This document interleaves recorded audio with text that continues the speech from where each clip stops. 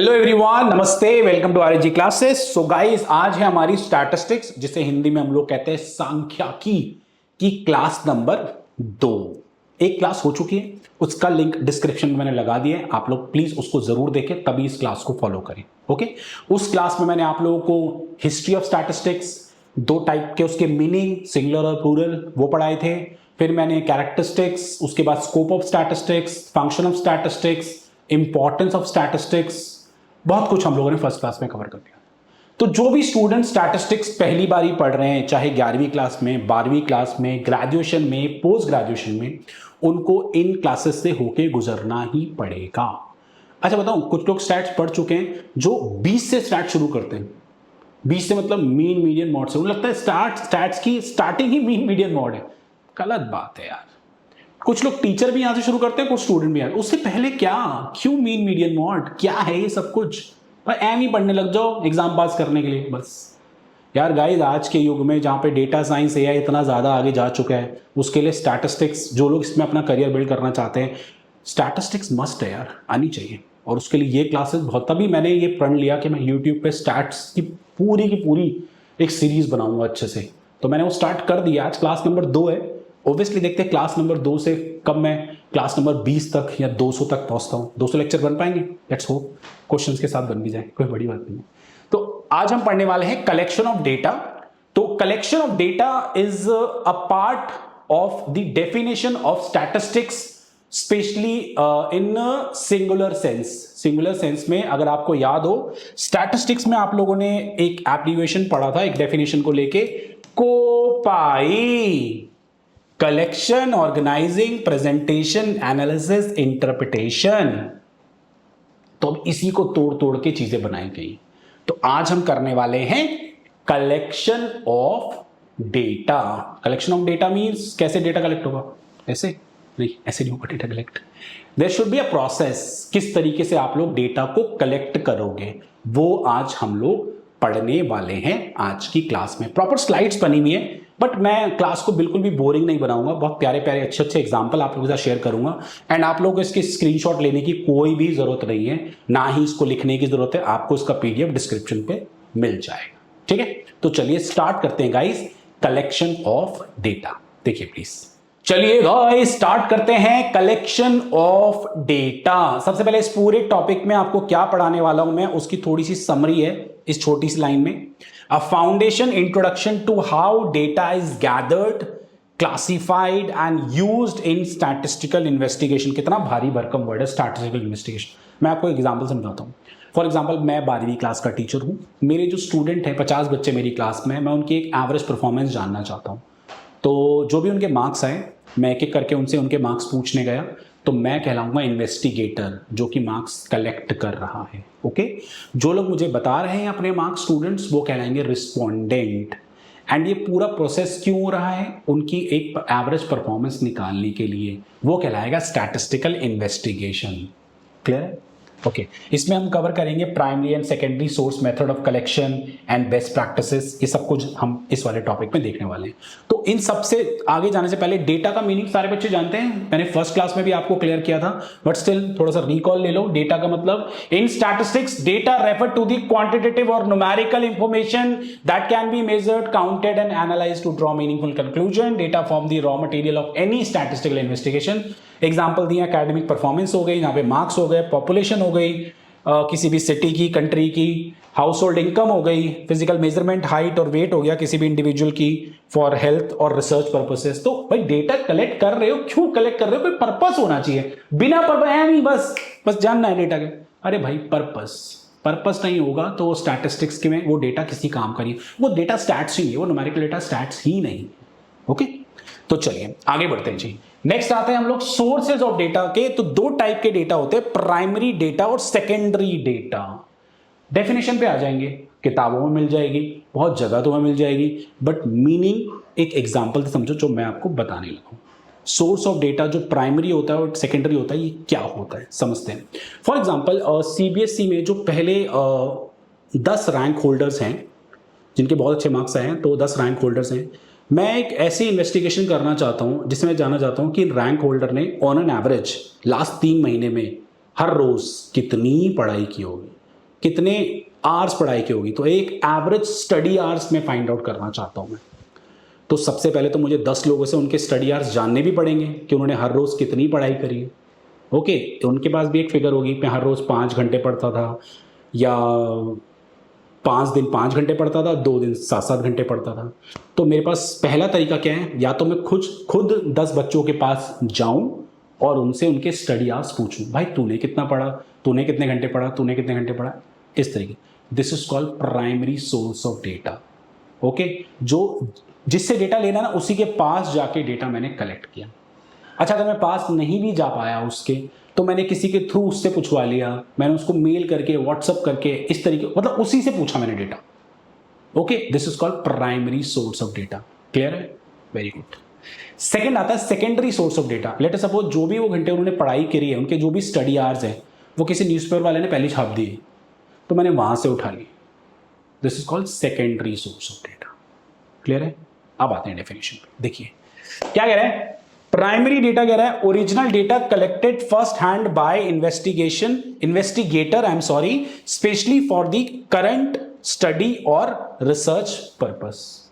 ठीक है, first hand by the investigator, उसने पहला, वही मतलब उसने ही उठाया है डेटा, ये डेटा पहले और किसी ने कलेक्ट नहीं किया था। ठीक है, इसी ने उठाया। Secondary data that has already been collected, process and publish by other and now use for the new investigation. Suppose करो मैं अपनी इन्वेस्टिगेशन के लिए किसी न्यूज़पेपर से डेटा उठा रहा हूं, टीवी से डेटा पता लग रहा है, कहीं से भी, किसी जर्नल से, किसी मैगजीन से, कहीं से भी कुछ डेटा पता लग रहा है। ओके, एक छोटा सा एग्जांपल और दूं, मुझे कंपनी का शेयर प्राइस जानना है लास्ट 3 महीने के। फाइन, 1 महीने, 2 महीने, 3 महीने के। पहला तरीका, जाऊं कंपनी के पास, उनसे पूछूं भाई क्या क्या तुम्हारे लास्ट 3 महीने के शेयर प्राइस रहे हैं। दूसरा तरीका, फोन करके पूछ लूं, मेल करके पूछ लूं। तो ये सारे प्राइमरी सोर्स हैं, क्योंकि मैं कंपनी से ही पूछ रहा हूं सब कुछ। Okay, and the secondary one is, उनके जो लास्ट 3 महीने के प्राइस हैं वो मैंने किसी न्यूज़पेपर से उठा लिए, किसी मैगजीन से उठा लिए, गूगल से वो निकाल लिए। तो ये सब होगा सेकेंडरी सोर्स ऑफ डेटा। मुझे लगता है इससे सही एग्जांपल अब आप लोगों के लिए नहीं है, आप लोग क्लियर हो गया है होपफुली अच्छे से। तो लाइक करते चलो आगे देखो। ओके, मैंने यहाँ पे देखो पिक्चर भी बनाई है अच्छी सी ना, ये वाली देखो गाइस कितनी सही पिक्चर है। ये देखो, ये सेकेंडरी सोर्स हैं, यहाँ से उठाए हैं, लैपटॉप इधर से, ये खुद लिखे हैं, ऐसे समझ लो। ओके, चलिए आगे बढ़ते हैं।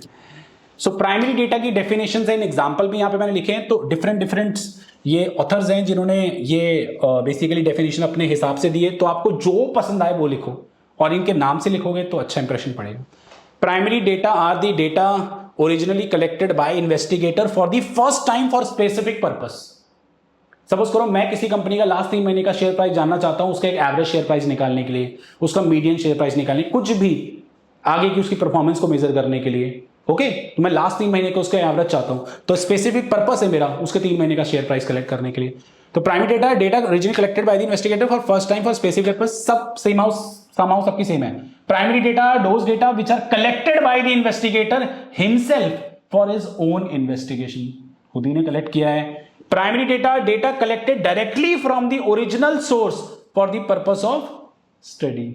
मतलब ओरिजिनल सोर्स, जो भी ओरिजिनल सोर्स था जो था उसी से ही पता लगाया हम लोगों ने।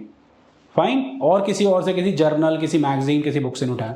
एग्जांपल देखो, a researcher surveying household about their income level. एक रिसर्चर है, सर्वे कर रहा है households about their income level, उनकी इनकम जानने के लिए। ओके, तो उनके घर ही गया, क्या क्या इनकम है तुम्हारी बताओ। A company collecting customer feedback through a questionnaire. Questionnaire होता है ना, याद करो जब भी जाते हैं भाई फीडबैक दे दो यार क्या क्या है। फाइन, कस्टमर से फीडबैक लेती है ना कंपनी, किसी भी स्टोर पे कुछ खरीदने जाते हो तो बोलता है फीडबैक फॉर्म भर दो सर। फाइन, जो फीडबैक फॉर्म होता है उसे क्वेश्चनर बोल सकते हैं हम लोग, उसे ही क्वेश्चनर बोलते हैं, जिसमें डिफरेंट में क्वेश्चन लिखे होते हैं, स्केल 1 to 10, स्माइली, रोना धोना, ये सब कुछ होता है उसके अंदर, है ना। नेक्स्ट है a student interviewing farmer directly about crop production. क्या क्या तुम्हारी क्रॉप प्रोडक्शन रही, एक स्टूडेंट 19 फार्मर से ही जान रहा है। क्रॉप प्रोडक्शन के लिए वो कहीं और नहीं जा रहा, गवर्नमेंट के डेटा से या गवर्नमेंट की वेबसाइट से नहीं डेटा उठा रहा, वो फार्मर से खुद जान रहा है।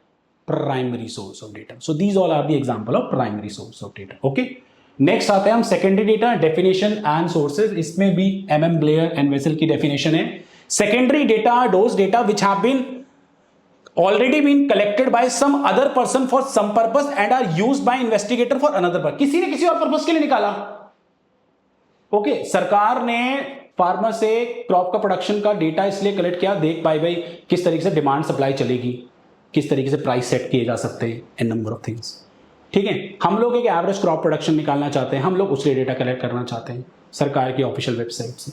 Secondary data, data which have been already been collected by someone else and are used by investigator for his own study, अपनी स्टडी के लिए उसने कलेक्ट किया है, बाकी पढ़ा हुआ तो पढ़ा है। आजकल देखो लोग, काफी लोग रिसर्च पेपर वगैरह लिखते हैं, ये सब करते हैं ना वो लोग, तो वो डेटा कलेक्ट करना सर्वे बहुत रेयर ही लोग करते हैं, वो लोग ऐसे गूगल इन सबसे सेकेंडरी सोर्स ऑफ डेटा लोग ज़्यादा यूज़ करते हैं।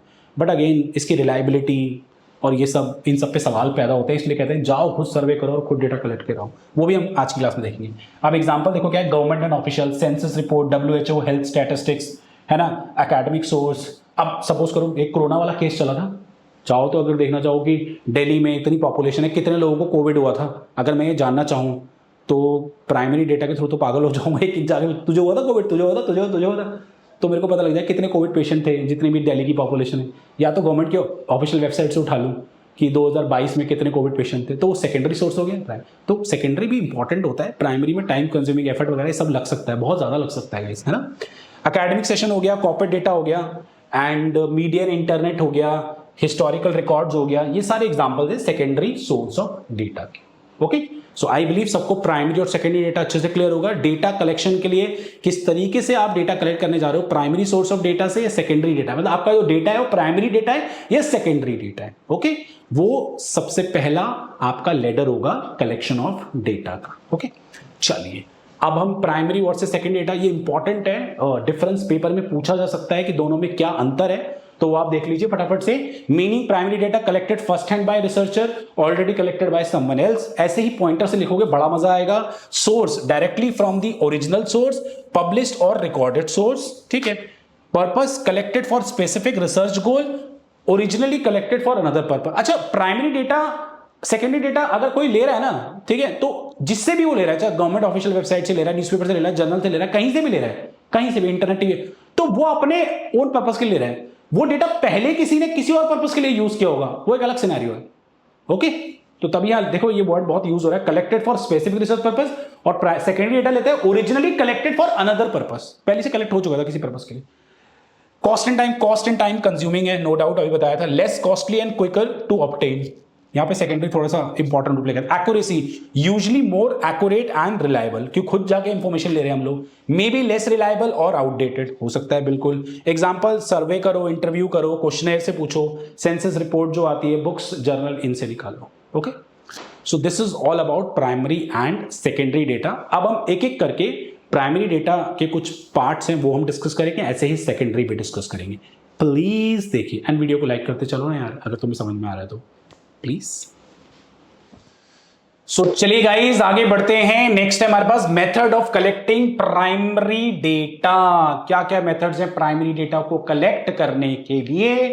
There are 5 widely recognised methods for collecting primary data. Each method has its own procedure, strength and limitation. हम कहाँ उसका प्रोसेस है, क्या उसके मेरिट है, क्या डीमेरिट है, हर मेथड्स के अपने अलग अलग ये तीनों चीजें हैं। Choosing the right method depends on the nature of the study, the size of investigation and the resources available. तो बहुत डिटेल में इसको पढ़ेंगे। Direct personal investigation, indirect oral investigation through correspondent, mail questionnaire, schedule method, बहुत detail में पढ़ेंगे, important भी exam point of view से। देखिए प्लीज, सबसे पहले डायरेक्ट पर्सनल इन्वेस्टिगेशन पढ़ता हूं, इसमें क्या लिखा हुआ पहले मेरी भाषा में सुन लो। बड़ा सिंपल है यार, आप लोग अगर मैं रिसर्चर या इन्वेस्टिगेटर हूं तो मैं रिस्पोंडेंट से डायरेक्टली जाके डेटा कलेक्ट करूंगा, हमारे बीच में कोई नहीं आएगा, कोई भी नहीं। मुझे किसी कंपनी के शेयर प्राइस का डेटा चाहिए तो मैं कंपनी से जाके ही मांगूंगा उनसे शेयर।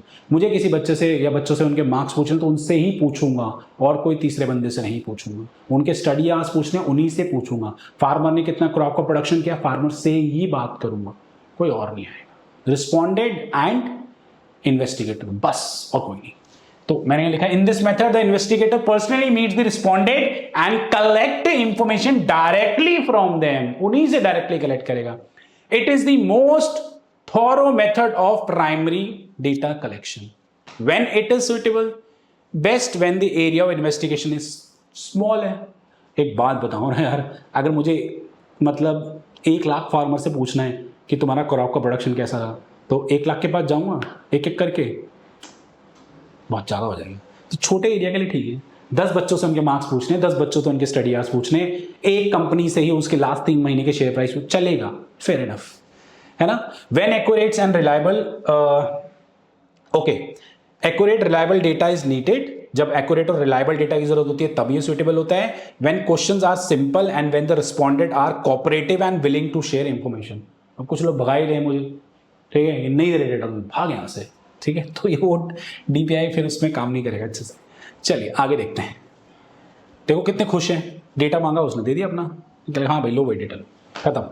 डायरेक्ट पर्सनल इन्वेस्टिगेशन हो गया। आगे बढ़ते हैं। Direct personal investigation, merits and demerit, advantage and disadvantage. Merit, high accuracy, data from the original source is very accurate, जिससे मांगा वही दे रहे हैं। Reliable information, reduce chance of error, obviously reliable information है। Possibility of verification, doubt can be cleared immediately, अगर कोई भी डाउट है भाई नहीं पक्का यही बात है, हाँ यही बात है, कोई टेंशन नहीं है, okay. Detail information, follow up questions are possible, पूछ सकते हैं भाई, है ना। Better control, investigator oversees the entire process, okay, better control होता है, सामने बंदा बैठा है, जो भी पूछना पूछ लो एकदम बिंदास होके, उसी के बारे में तो पूछना।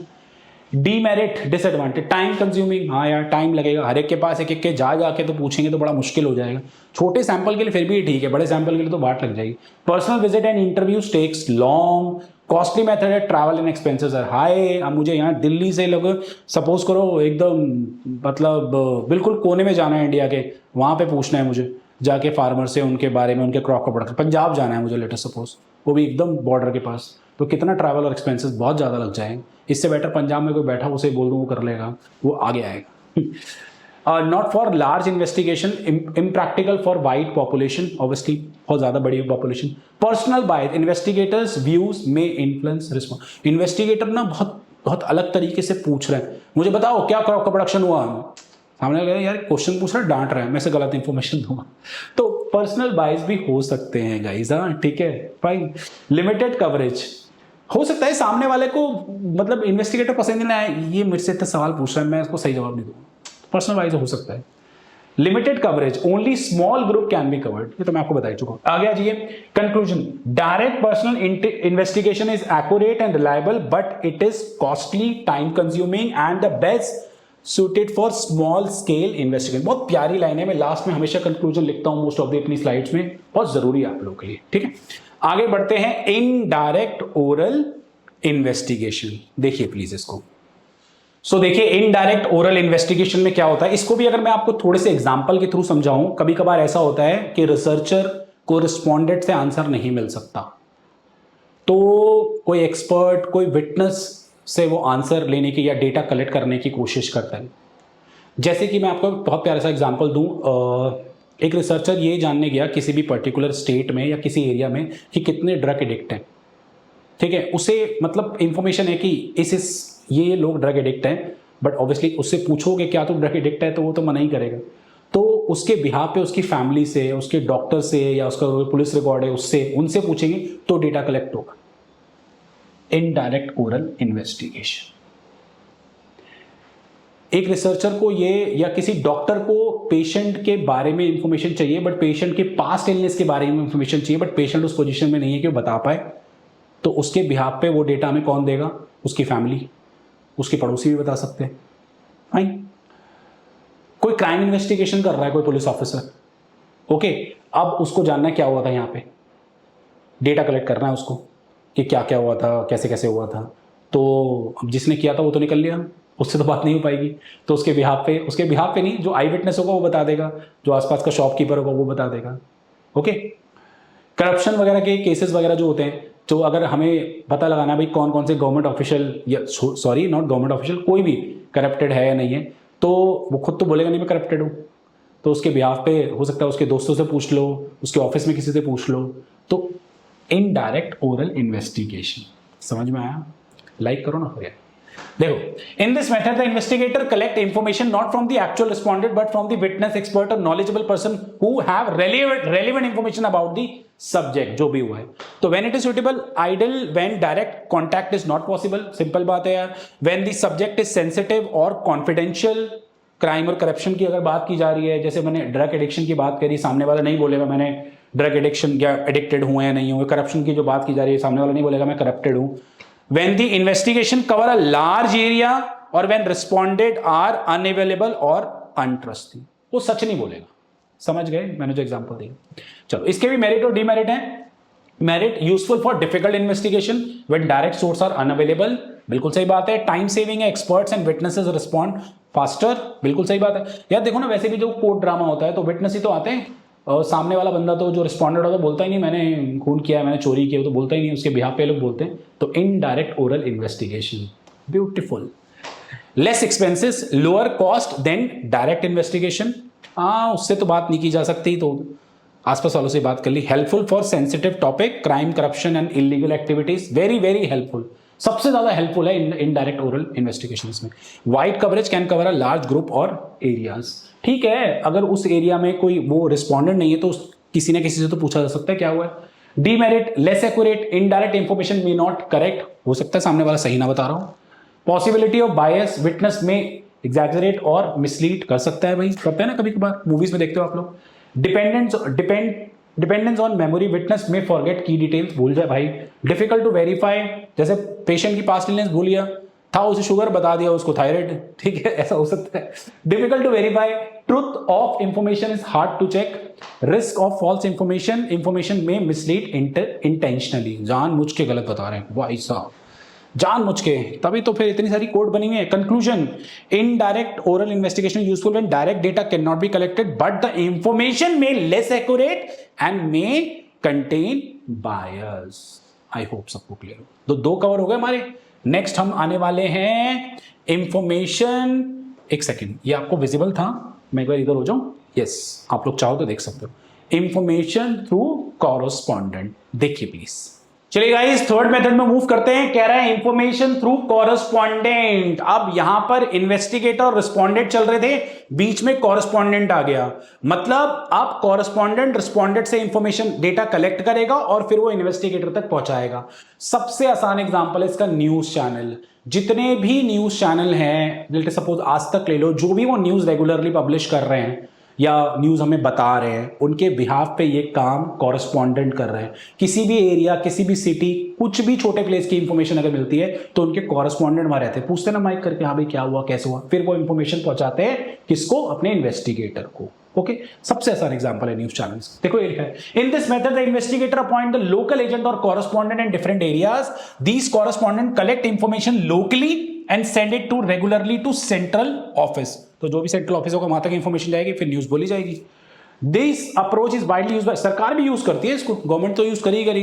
अब गवर्नमेंट को बर्थ रेट और डेथ रेट बताना है अगर इंडिया का, तो जितनी जितनी सिटीज हैं, जो भी एरियाज हैं या जो भी स्टेट है, वहाँ पे जो भी म्यूनिसिपल डिपार्टमेंट वाले, विलेजर ऑफिसर, ये सब बताएंगे ना क्या बर्थ रेट है, क्या डेथ रेट चल रहा है, वो सेंट्रल ऑफिस तक पहुंचाएंगे, फिर वो पब्लिश करेगा data. Okay, and large research agency also. सब कॉरेस्पॉन्डेंट तो चाहिए यार, खुद लोग थोड़ी भागेंगे जाके। अब जियो थोड़ी जानेगा, जब जियो स्टार्ट हो रहा था कि कितने लोग एयरटेल के यूजर थे, कितने लोग आइडिया के थे, कितने लोग वोडाफोन के यूजर थे, तो उनके कॉरेस्पॉन्डेंट ने काम किया उनके बिहाफ पे। Okay, when it is suitable, best when the investigation area is very large, when continuous और regular data is required over time. अब रोज का डेटा चाहिए होता है न्यूज चैनल वालों को, तो है ना। When the investigator can not personally visit all location और for the field like journalism and market research reporting. Okay, चलिए again information through correspondent, merits and demerit. Merit economical है, fewer investigator needed, lower cost, इतना ज्यादा भी नहीं है, कभी कभार ज्यादा भी लग सकती है, एरिया पे डिपेंड करता है, बट इकोनॉमिकली फिर भी काउंट होता है। कॉरेस्पॉन्डेंट भेज दो और उनसे इंफॉर्मेशन ले लो। वहीं का कोई बंदा पकड़ लो, भाई तुझे ही नौकरी दे रहे हैं, तू यहाँ का इस दिल्ली के इस पर्टिकुलर साउथ दिल्ली के एरिया में रहता है, ठीक है, तू हमारा कॉरेस्पॉन्डेंट, अब यहाँ की इंफॉर्मेशन तू हमें देगा। ओके, तो ऐसा नहीं है कि हम लोगों ने मद्रास से कोई बंदा हायर किया और फिर उसको दिल्ली के साउथ दिल्ली में बोला जा तो इंफॉर्मेशन लेकर, ये थोड़ा अजीब हो जाएगा। Wide coverage, data collection from large geographical area, quick collection, local correspondent send data rapidly, regular follow of information, continuous data over long period, मिलता जाता है। Convenient for large organisation, use by government and media, ये लोग use करते हैं ज्यादा। Demerit, less accuracy, correspondent may not be train investigator, हो सकता है ट्रेन ना हो, ऐसी बंदों को भेज दिया। Lack of supervision, investigator has less control over process, जैसे मैंने बताया कहीं का बंदा कहां भेज दिया। पॉसिबिलिटी ऑफ बायस, इनकम्प्लीट और बायस इंफॉर्मेशन में पॉसिबल होता है, गलत आती है ना कभी कभार न्यूज चैनल वाले, गलत वहां बम फूट गया है, ये बर्बाद हो गया, वो बर्बाद हो गया, पता लगता है न्यूज ही गलत थी। अब मैं I don't want to basically point out that what was the information जो गलत थी सही थी. Difficulty to verify data, can not easily cross check information, carelessness of correspond, some may not take work seriously. ठीक है यार, अपनी भाषा में आप लिख सकते हो, एक बारी हाथों से एक बारी लिख लोगे तो सही रहेगा. जब तुम्हारे एग्जाम का टाइम है, अभी भी लिख सकते हो. कंक्लूजन क्या है? Information through correspondent is economically and convenient for large areas, but the data may be less accurate and difficult to verify. ठीक है. नेक्स्ट आता है fourth one is mailed questionnaire method. इसमें हम क्या करेंगे? हम मेल करके डेटा मांगेंगे रिस्पॉन्डेंट से. बड़ा अच्छा है, बड़ा आसानी था. आपने अमेजोन पे शॉपिंग की, शॉपिंग करने के बाद आपने मेल आईडी वगैरह डाली. अब अमेजोन जानना चाहता है आपका शॉपिंग एक्सपीरियंस कैसा रहा, तो आपका डेटा चाहता है, वो चाहता है भाई फीडबैक 1 to 5 में कितने आप उनको नंबर देना चाहते हो. तो कस्टमर की इंफॉर्मेशन चाह रहा है, ठीक है, और उससे चाह रहा है वो हमें हमारे फीडबैक दे दे. 1 से 5 डेटा कलेक्ट कर रहा है कि कहीं 5 मिले, कहीं 4 मिले, कहीं 3 मिले, कहीं 2 मिले. अगर कहीं एक जो 1 से 5 का स्केल था, अगर सब लोग 2 3 1 देने लग गए तो उन्हें अपनी क्वालिटी को इंप्रूव करना पड़ेगा, सर्विसेज को बेटर बनाना पड़ेगा. तभी वो लोग इस टाइप का डेटा कलेक्ट करते हैं, है ना. Mailed questionnaire method. In this method a list of question is sent to respondent by mail, email और online form. Respondent fill in the answer themselves and return the questionnaire to the investigator. हाँ, खुद ही fill करके भेजेंगे. अब कहीं भी जाओ, किसी भी जगह, किसी होटल में भी जाओ, वो लोग भी मैसेज करके आपको बोलते हैं, मेल करते हैं, यहाँ पे फीडबैक बता दो कैसा. This method is widely used for large scale survey and opinion polls. When it is suitable, best when responded are widely scattered across cities और रीजन. कहीं भी रह रहे हो, मेल करना आसान है. When the number of responded is large, when responded are educated and can read independently. पढ़े लिखे लोग होने चाहिए, है ना. When the researcher has a limited budget and time. ठीक है. अब सबको सबके पास भेज के अगर तुम फीडबैक फॉर्म भराने लग गया अमेजोन, तो हो गया काम भाई. मेल क्वेश्चनर में मेरिट डिमेरिट क्या है? इकोनॉमिकल है, नो ट्रैवल और इंटरव्यू और एक्सपेंसेस, वाइड कवरेज हो सकती है. ये बहुत अच्छे इसके एडवांटेज है. टाइम सेविंग है, नो इंटरव्यू बायस्ड है, नो पर्सनल इन्फ्लुएंस और answer responded answer freely, more honest, comfortable response. Demerit, lower response rate. तुम लोग खुद बताओ, क्या तुम लोग भरते हो कभी फीडबैक फॉर्म? बहुत रेयर ही लोग भरते हैं भाई. कोई सर्वे भी करवाता है, वो भी नहीं कर पाते ढंग से. लो रिस्पॉन्स रेट है, मैनी रिस्पॉन्डेड में not return the form. Only for educated responded. Illiterate person तो बेचारे नहीं कर सकते participate. Misunderstanding of questions, incorrect interpretation possible है. मतलब कुछ लोग तो मजे मजे में 5 देने के 1 भी दे रहे थे. ठीक है, गलत है बात. इनकम्प्लीट आंसर, सम क्वेश्चंस में बी लेफ्ट ब्लैंक, छोड़ देते, हम लोग भी छोड़ देते. No opportunity to clarify, cannot explain question directly. Okay, cannot explain questions directly, मतलब ढंग से नहीं एक्सप्लेन करते. Fine. No opportunity to clarify. आपने कोई क्वेश्चन है, हमें समझ ही नहीं आ रहा वो क्या है, तो क्लैरिफाई करना तो भूल ही जाओ. उनका क्वेश्चनर फॉर्म ऐसा आया मेरे पास कि एक पॉइंट मुझे समझ ही नहीं आ रहा, तो वो यहां पे लिखा है, no opportunity to clarify, can not explain questions directly. चलिए, conclusion, the mailed questionnaire method is economically and convenient for large scattered population but may suffer from low response rates and misunderstanding of questions. So I believe सबको अच्छे से clear होगा. 4 points हमारे clear हो चुके, खत्म हो चुके. अब हम लास्ट पॉइंट पे जा रहे हैं इसके. Please have a look. चलिए गाइस, नाउ लास्ट मेथड पे आते हैं हम लोग, स्केड्यूल मेथड. इस स्केड्यूल मेथड में बेसिकली क्या होता है, इन्वेस्टिगेटर एक एन्यूमरेटर को हायर करते हैं. एन्यूमरेटर एक ट्रेंड बंदा होता है जो इन्वेस्टिगेटर के लिए इंफॉर्मेशन लेकर आएगा. किस तरीके के ट्रेंड बंदे की अगर हम बात करेंगे, या तो उसे ट्रेन किया जाएगा प्रॉपर तरीके से. जैसे फॉर एग्जांपल असम में किसी पर्टिकुलर गांव में कुछ फार्मर से उनके क्रॉप का क्या प्रोडक्शन रहा वो डेटा लेकर आना है. बट वो फार्मर ना ही इंग्लिश जानते हैं ना ही हिंदी जानते हैं और असामी ही आती है. तो मुझे एक असामी एन्यूमरेटर हायर करना पड़ेगा जो मेरे बिहाफ पे उनसे डेटा कलेक्ट करके लाएगा. ज़्यादातर एन्यूमरेटर की ज़रूरत तब भी पड़ती है जब लोग इलिटरेट होते हैं, वो खुद डेटा लिख के हमें या इंफॉर्मेशन लिख के हमें नहीं दे सकते. जैसे मेल्ड क्वेश्चनर वाला तो इस केस में अप्लाई ही नहीं हो सकता. एन्यूमरेटर चाहिए ही चाहिए. अब फीडबैक फॉर्म किसी ऐसे बंदे से भराओगे तुम लोग जिसको पढ़ना लिखना नहीं आता, तो क्या होगा? समझ रहे हो मेरी बात? Okay. So in the schedule method, a trained enumerator visit respondent personally, ask questions and record the answer themselves in a schedule or form. एक proper form में खुद ही record करेगा वो. Unlike the questionnaire method, the respondent does not need to fill the form. ठीक है? The enumerator does it for them. एनुमरेटर करेगा उसके लिए सब कुछ। ओके, सुटेबिलिटी क्या है? Best when correspondent are illiterate और ऑब्वियसली लेस एजुकेटेड। ऑब्वियसली यार जब उन्हें नहीं आएगा कुछ पढ़ना लिखना है, एजुकेटेड नहीं है। When accurate and complete data is required for official survey and census, पूरा एग्जैक्ट डेटा चाहिए। तो बताएं आजकल जैसे आजकल क्या, वैसे भी नॉर्मली जैसे इंडिया में पोलियो की दवाई वगैरह बच्चों को पिलाने के लिए जो लोग नीचे आते हैं, हाँ भाई पोलियो की दवाई पिला लो, तो फिर उसके बाद वो पूरा डेटा खुद ही नोट करते हैं। सब एनिमरेटर होते हैं, उन्हें ट्रेन किया जाता है अच्छे से, जाके भाई ढंग से डेटा लेकर आओ, कितनों को दवाई पिलाई है और क्या रहा कैसे रहा, ये सब पूरा डेटा कलेक्ट करने का काम। ओके, गवर्नमेंट के बिहाफ पे। And when the personal contact is necessary to explain question clearly. Okay, ठीक है, एक पर्सनल कॉन्टैक्ट चाहिए, नेसेसरी टू एक्सप्लेन क्वेश्चन। जैसे असामी के लिए असामी ही चाहिए अगर उन्हें हिंदी और इंग्लिश नहीं आती तो। फाइन, चलिए आगे देखते हैं। Schedule method, merit and demerit. High response rate है, enumerator ensure most questions are answered, more accurate data, train staff record information correctly. बच्चों ये आपको इजीली समझ में आ जाएगा। सुटेबल फॉर इलिटरेट रिस्पॉन्डेंट, जो इलिटरेट लोग हैं उनके लिए बहुत सुटेबल है। Clarification of questions, enumerator explain difficult items. Okay, complete information, all questions are ensure to be answered. इसको कॉरेस्पॉन्डेंट के साथ मिक्स मत करना गाइस। कॉरेस्पॉन्डेंट तो ऐसी लोकल कोई बंदा होगा जहां पे इंफॉर्मेशन लेकर आ जा कुछ भी, बट इन्हें प्रॉपर ट्रेन करके भेजा जाता है कि अगर सामने वाला कुछ पूछे तो तुम प्रॉपर तरीके से आंसर कर पाओ। ओके, डिसएडवांटेज, एक्सपेंसिव मेथड होता है, training and paying enumerator increase cost, time consuming तो होता ही होता है, need for train staff and interview bias भी हो सकता है। Enumerator may influence respondent answer, उनके आंसर से इन्फ्लुएंस हो जाए, जो बोल रहे हैं वही लिख दें बट आंसर कुछ और हो। And difficult to manage a large team. Okay, चलिए जी, तो मैंने यहां कंक्लूजन लिखा है, the schedule method provide accurate and complete data and suitable for large survey, but it is costly and time consuming because of train enumerator are required. कोई costly time consuming most of जगह यही चल रहा है। Fine, comparing दी 5 method, ये प्यारी प्यारी picture बन गई है। देखो, डायरेक्ट पर्सनल, डायरेक्ट पूछो, इनडायरेक्ट ओरल इन्वेस्टिगेशन, ना जी ना जी ना, एक काम करो किसी विटनेस से पूछ लो कि क्या होने वाला है। फाइन, कॉरेस्पॉन्डेंट रख लो, कॉरेस्पॉन्डेंट पूछ के लाएगा तुम्हारे लिए जो भी लेकर आएगा। ओके, मेल्ड करो, ठीक है। स्केड्यूल मेथड, एन्यूमरेटर रखो, फिर काम हो जाएगा।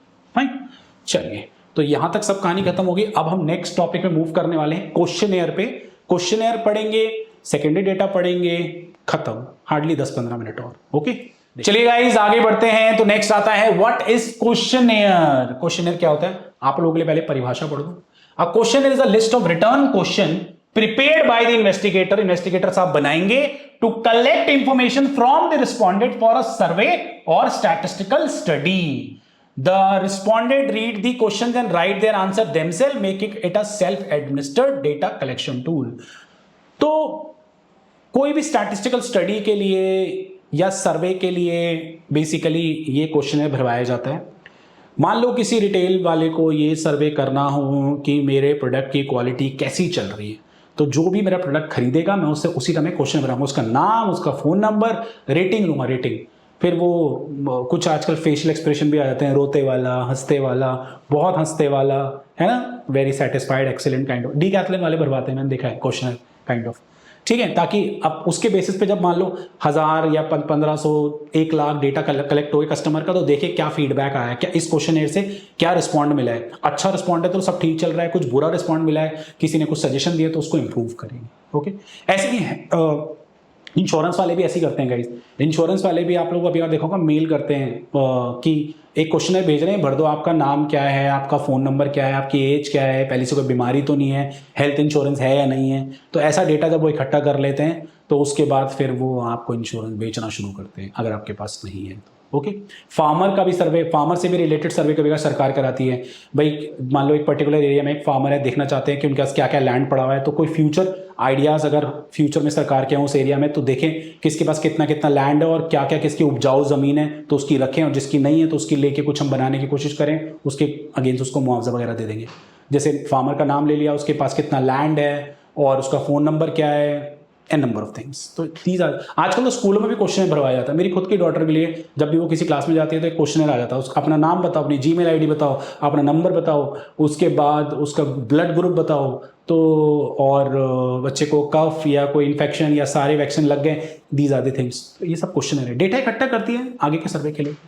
Purpose to systematically gather specific information needed for the research objective. ठीक है भाई, पर्पस क्या है, सिस्टमैटिकली गैदर करो specific information needed for the research, आगे जिस भी रिसर्च ऑब्जेक्टिव के लिए चाहिए वो रखो। जैसे मान लो इंश्योरेंस वालों ने लिया इसके लिए कि किस तरीके से पॉलिसी डिजाइन की जाए, तो देखे तो सही कितने का पॉलिसी नहीं है और लोगों को आजकल क्या क्या बीमारियां हो रही हैं, है ना। A structure set of return question with space for response, ठीक है, स्पेस भी छोड़ना रिस्पॉन्स के लिए, बस फॉर्म लिख दो, आगे कुछ मत जगह में छोड़ लिखनी। Who fills it, the respondent themselves read and fills in the answer independently, ठीक है। Qualities of the good questionnaire, ये बच्चों इंपॉर्टेंट है, एग्जाम पॉइंट ऑफ व्यू से देख लेना। पहला है सिंपल एंड क्लियर लैंग्वेज होनी चाहिए, रेलिवेंट टू स्टडी होना चाहिए, आप इसके अंदर की कहानी पढ़ सकते हैं, कुछ ज्यादा बहुत डिफिकल्ट इंग्लिश नहीं लिखी है, शॉर्ट एंड कॉन्साइज होना चाहिए, बिल्कुल सही बात है, ज्यादा बड़ा ना हो, लॉजिकल ऑर्डर होना चाहिए, question should be progress logically from simple to be more complex और स्पेसिफिक, ठीक है, मतलब लॉजिकल ऑर्डर हो जाए, question should progress logically from simple to more complex और स्पेसिफिक, सिंपल से अगर कॉम्प्लेक्स भी जा रहा है तो स्पेसिफिक होने चाहिए वो प्रॉपर, हाँ। Unambiguous question must have one clear meaning, no double meanings और कंफ्यूजन नहीं होनी चाहिए, समझ ही नहीं आएगा किसी को तो कैसे चलेगा क्वेश्चन, हाँ। अजीब सा सवाल कोई पूछ दोगे, हैं, ओके। अवॉइड पर्सनैलिटी, अब क्वेश्चन में डाल दिया what you have wear today, जब आप फॉर्म भर रहे हो, कमीज पैंट पहनी है, सूट पहना है, सलवार पहनी है, अजीब सा हो जाएगा कुछ question. Avoid personal questions, sensitive और personal question that make respondent uncomfortable should be avoided. Obviously personal question ही आ गया जो मैं बोल रहा था, अरे वाह, easy to answer, question should be straightforward so respondent can answer without difficulties, clear instruction होनी चाहिए, progress guidance should be given about how to respond each type of questions, attractive layout, the questionnaire should be neatly design, well organise and visually appealing, appeal मतलब ऐसा नहीं है एक पर्चा रख दिया, कुछ अपीलिंग होना चाहिए उसमें, ओके फाइन। चलिए, प्री टेस्टिंग होनी चाहिए, pilot testing, the questionnaire should be tested on small sample before the actual survey. भाई अगर सपोज करो एक पर्टिकुलर ब्रांड के कम से कम बहुत सारे स्टोर्स हैं इंडिया में, तो एक पर्टिकुलर स्टोर के लिए भी फिलहाल एक क्वेश्चनर बनाओ और देखो कि क्या रिस्पॉन्ड आ रहा है उस क्वेश्चनर को लेके, अगर उसमें कुछ चेंजेस कर रहे हैं तो चेंजेस कर देंगे, okay. So it is an important question, specially questionnaire के लिए। आजकल तो यूट्यूब भी अपना क्वेश्चनर डालता है, सर्वे नहीं कराता, आपने देखा होगा। चलिए, अब now secondary data, method of collecting secondary data, किस तरीके से सेकेंडरी डेटा हम कलेक्ट करें। प्राइमरी तो देख लिया क्या क्या उसके मेथड्स हैं, नाउ सेकेंडरी पे जाते हैं, प्लीज हैव अ लुक। चलिए guys, now moving to method of collecting the secondary data. देखिए क्या कहता है ये, सेकेंड प्राइमरी जिस एंथुसियाज्म से पढ़ा है, प्लीज सेकेंडरी को भी वैसे ही पढ़ लो प्लीज। कह रहा है secondary data already collected by someone else for another purpose, they are obtained from published and unpublished source, using secondary data save time cost but require careful evaluation of reliability and relevance. Definitely है। अब secondary data के source दो होते हैं, published और unpublished. अब देखिए क्या होता है पब्लिश्ड। पब्लिश सोर्स होता है data available to the public through official government publication, international organisation, books, journal, newspaper and company reports, यहां से अगर आता है। अनपब्लिश्ड होता है data not officially published but available, internet पे पड़ा हुआ है, प्राइवेट ऑर्गेनाइजेशन की फाइल्स में है, पर्सनल डॉक्यूमेंट्स हैं, थीसिस है, एंड अनपब्लिश्ड। थीसिस मतलब पीएचडी वाले जो पेपर्स वगैरह लिखते हैं, काइंड ऑफ। अभी आप लोगों के लिए इतना ही जानना होता है। So publish source of secondary data क्या क्या है, गवर्नमेंट पब्लिकेशन है, population census, economic survey, statistical abstract and ministry report providing data on population, employment, agriculture, income and industry. International organisation जो है, यूनाइटेड नेशन है, WHO है, world economics, bank economics data है, वो ऑफर करता है global economics and social statistics. Okay, books, journal and research, जैसे WHO health है, कोविड के टाइम पे बताता था ना, पब्लिश करता था प्रॉपर, क्या कितना कोविड चल रहा है, किस कंट्री में कितने लोग इफेक्टिव हैं, कितने % लोग इफेक्टिव हैं, कितने नहीं हैं, in number of things. Newspaper and company report, newspaper cover economics trends and market condition, company annual report and financial statement provide valuable business and financial. आप अगर न्यूज़पेपर पढ़ते हो तो वहां पे आता है बिजनेस या इकोनॉमिक्स टाइम्स वगैरह देखते हो तो आता है इस कंपनी को इतना प्रॉफिट हुआ, इस कंपनी को इस क्वार्टर में इतना लॉस हुआ, ठीक है, क्या शेयर प्राइस जा रहे हैं, क्या नहीं जा रहे, तो these are the kind of secondary data which is published. Okay, चलिए आगे देखते हैं। अनपब्लिश्ड में आता है government office record, department record on education, health, employment and agriculture maintain by government ministry and officers, accessible but not always publish. Publish नहीं करेगी, government की ऑफिशियल वेबसाइट पे पड़ा होगा, पब्लिश नहीं करेगी। आजकल जैसे रिजल्ट ही आ जाए, गवर्नमेंट कोई रिजल्ट निकालती है, पब्लिश नहीं करा बट वेबसाइट पे पड़ा हुआ है, एसएससी का रिजल्ट निकाला, कहीं पब्लिश नहीं किया, बट वेबसाइट पे है, वेबसाइट पे जाके देख लो। Okay. Private organisation, internal data kept by companies, research institution and NGO including sales record, membership data and project documentation. ठीक है, कोई पब्लिश नहीं करती, अपने पास रखती हैं। Personal documents, diaries, letters, unpublish research report, thesis and dissertation. ये बच्चों को पीएचडी में यूज़ होने वाले वर्ड्स हैं, छोटे बच्चों के लिए, मतलब 11वीं 12वीं वालों के लिए थोड़े से नए हैं, तो आप इसे भी इग्नोर मार सकते हो, वर्ड आप ना यूज़ करो तो भी चलेगा। आगे देखते हैं, तो valuable source of qualitative and historical secondary data. तो पर्सनल डॉक्यूमेंट्स का बेसिक मतलब ये हो गया, पर्सनल डॉक्यूमेंट, डायरी, लेटर, किसी ने कोई रिसर्च पेपर लिखा बट कहीं पब्लिश नहीं किया, उसके पास पड़ा हुआ है, तो इस टाइप का डेटा बेसिकली सेकेंडरी डेटा में आएगा, अनपब्लिश डेटा में काउंट होगा। ओके, आगे बढ़ते हैं। Precaution in the use of second data, कुछ कुछ प्रिकॉशन बरतने पड़ेंगे भाई सेकंड डेटा को यूज करते हुए, नहीं यानी कहीं से कुछ भी उठा लो मैं इधर आ जाता हूँ, क्योंकि ये देखो प्रिकॉशन बरत रहा है बेचारा, ऐसे देख रहा है सब ठीक ठाक है। तो before using secondary data the investigator must carefully evaluate the data to ensure it appropriate, accurate and suitable for the current research purpose. अभी के लिए काम का है नहीं है डेटा, ये नहीं 50 साल पुराना डेटा उठा लो और काम करो। Overlooking these check can lead to incorrect conclusion. तो क्या क्या प्रिकॉशन बरतने देख लो। Reliability of the source, reliable होना चाहिए, बिल्कुल सही बात है भाई, प्रॉपर पब्लिकेशन से कहीं उठा हुआ होना चाहिए। Suitability of data, ensure the data matches the objective of your current study. जिस पर्पस के लिए तुम डेटा उठा रहे हो, क्या तुम्हारे इस ऑब्जेक्टिव को मैच कर रहा है नहीं कर रहा। Data collected for different purpose may not be suitable for your investigation.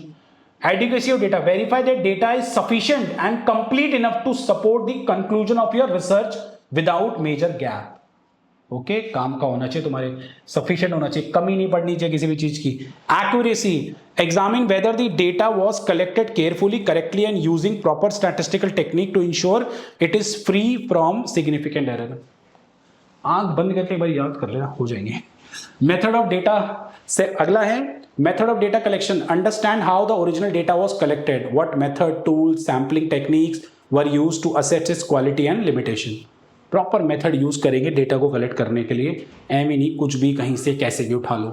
Time और periods of data, check when the data was collected, old और आउटडेटेड डेटा, मैंने बात भी की थी, may not be longer relevant और accurate for your current study और the present context. तुम्हें जानना है क्या नाम है, एक कंपनी की आगे की परफॉर्मेंस को लेके तुम लोग को उसके एवरेज प्रॉफिट निकालना है, तो उसके 50 साल पुराना प्रॉफिट निकाल, 100 साल पुरानी कंपनी है तो 50 साल पहले के जो पहले 5 साल थे वो प्रॉफिट लेके एवरेज प्रॉफिट निकालो, कितनी बेकार बात है, इतना पुराना डेटा से क्या करोगे।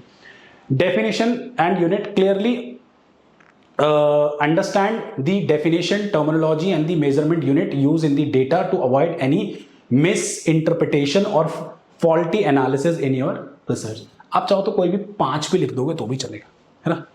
Key takeaway, secondary data is only as good as its source, relevance and accuracy, always verify before you rely on it। ठीक है, that is all for today's class। Summary लिख दी है मैंने, जहां हमने पढ़ा है कलेक्शन ऑफ डेटा में data and its meaning, primary versus secondary, 5 methods of primary data, good questionnaire design and secondary data sources and precaution. So please please please आप इस लेक्चर को जितना हो सके शेयर करो। मैं स्टैटिस्टिक्स को 0 से लेके एकदम हाइट तक ले जाने जा रहा हूं, ऑलमोस्ट काफी लेक्चर इसमें मैं डालूंगा जो 11वीं 12वीं first year second year third year PhD जो भी लोग स्टैटिस्टिक्स कर रहे हैं सबके लिए यूजफुल होंगे। आप लोग एग्जाम्पल कैसे लगे, लेक्चर कैसा लगा, प्लीज कमेंट में जरूर लिखना। Please, bye bye.